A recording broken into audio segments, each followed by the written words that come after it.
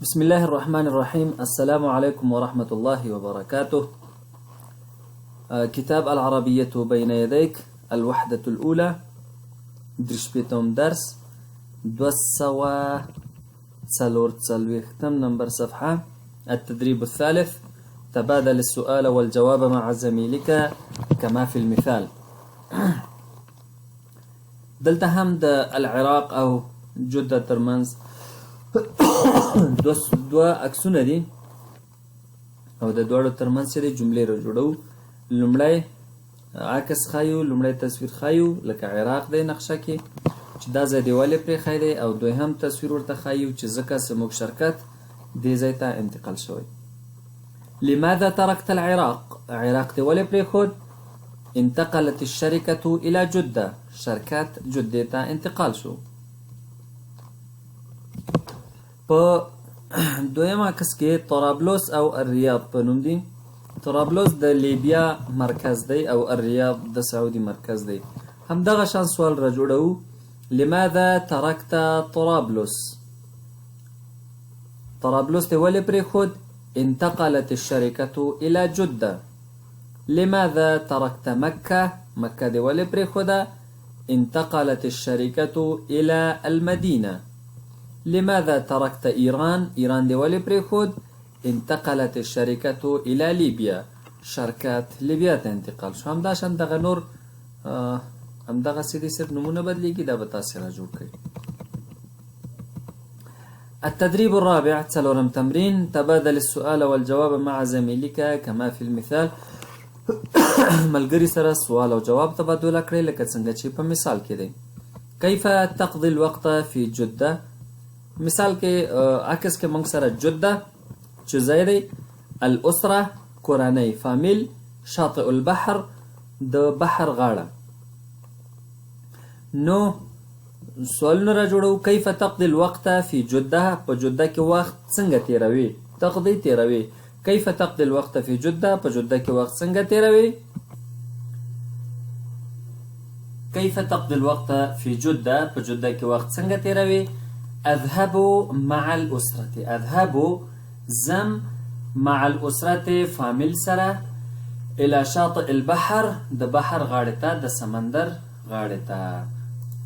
نو دلته په جواب کې په دغه وروستنیو دوو الفاظو سره، د دې دوو الفاظو د مرستې سره موږ د لومړني سوال جواب ترلاسه کړ. راځو په دویم تصویر کې ګورو.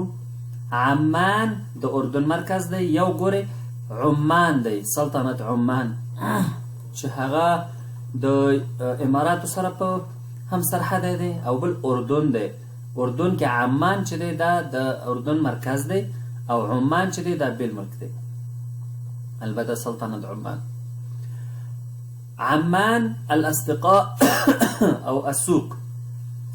كيف تقضي الوقت في عمان؟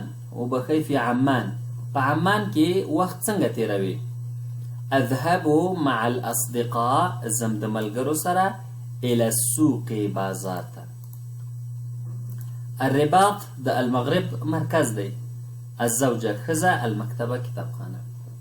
كيف تقضي الوقت في الرباط یا في الرباط؟ په رباط کې وخت څنګه تیروي؟ اذهب مع الزوجة د ښځې سره زم الى المکتبه کتابخانې ته. القاهرة د مصر مرکز دی، الأستاذ الجامعة. كيف تقضي الوقت في القاهرة؟ په قاهره کې وخت څنګه تیروي؟ اذهب مع الأستاذ إلى الجامعة، استاذ سره زم پوهنتون ته.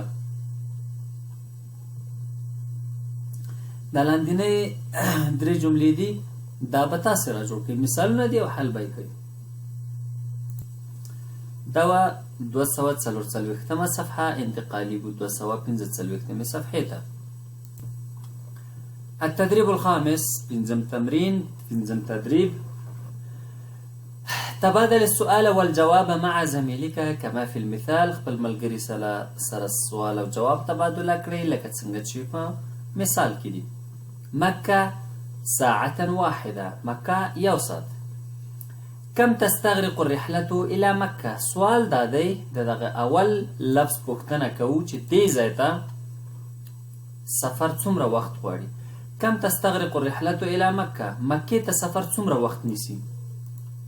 تستغرق ساعة واحدة تقريبا. تقريبا أتكلم أخي يو ساعة نيسي. كم تستغرق الرحلة إلى المدينة؟ مدينة څومره وخت نیسي؟ البته سفر تستغرق 3 ساعات تقريبا 3 ساعات. كم تستغرق الرحلة إلى جدة؟ جدة وقت څومره وقت نيسي سفر البته تستغرق 4 ساعات تقريبا. كم تستغرق الرحلة إلى الرياض؟ تستغرق 5 ساعات تقريبا. كم تستغرق الرحلة إلى الجزائر؟ تستغرق 6 ساعات. او همداشان دغه لاندې څلور مثالونه به تاسې واضح کړئ. همدغسې دي صرف دغه الفاظ بدلول را بدلول غواړي. التدريب السادس شپږم تمرين. صل بين السؤال والجواب المناسب. د سؤال او مناسب جواب ترمنځ سره کرښه کش کړئ. لکه لماذا تركت المدينة؟ مدينة دي ولې پرېښودله یا ولې دې پرېښي؟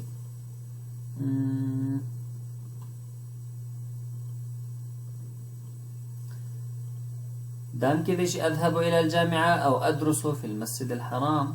دا نورم کېدای شي، خو دا نو به تاسې باید دا ولولئ او د هغې مناسب ورته ښه زبردست جوابونه پیدا کړئ ښایسته ښایسته. ما رأيك في مدينة بغداد؟ د بغداد په هکله څه فکر لري یا څه نظر دی د بغداد؟ لنډ ویلی شو چې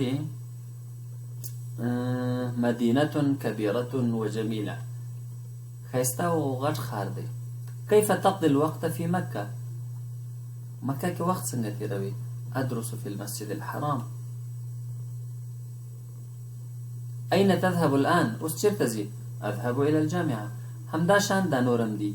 كم تستغرق الرحلة إلى مكة؟ مکې ته وخت سفر څومره وخت نیسي؟ من أين حضرت؟ کوم ځای نه راغلې؟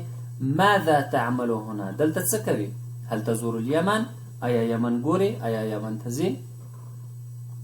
كيف تذهب إلى العمل؟ کار ته څنګه ځې؟ دلته خو أذهب بالسيارة په خپل موټر کې. دا 245 نمبر صفحه.